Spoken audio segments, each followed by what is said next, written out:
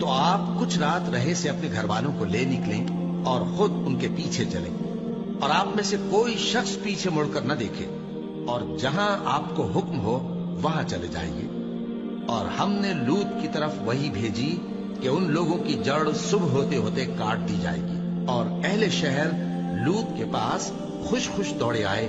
لوط نے کہا کہ یہ میرے مہمان ہیں، کہیں ان کے بارے میں مجھے رسوا نہ کرنا، اور اللہ سے ڈرو اور میری بے آبروئی نہ کرو۔ وہ بولے، کیا ہم نے تم کو سارے جہان کی حمایت و طرفداری سے منع نہیں کیا؟ انہوں نے کہا کہ اگر تمہیں کرنا ہی ہے تو یہ میری قوم کی لڑکیاں ہیں، ان سے شادی کر لو۔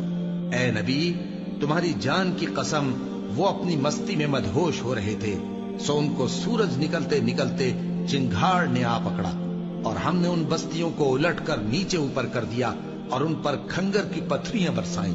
بے شک اس قصے میں اہل فراست کے لیے نشانی ہے، اور وہ بستیاں اب تک شام جانے والے سیدھے رستے پر موجود ہیں۔ بے شک اس میں ایمان لانے والوں کے لیے نشانی ہے۔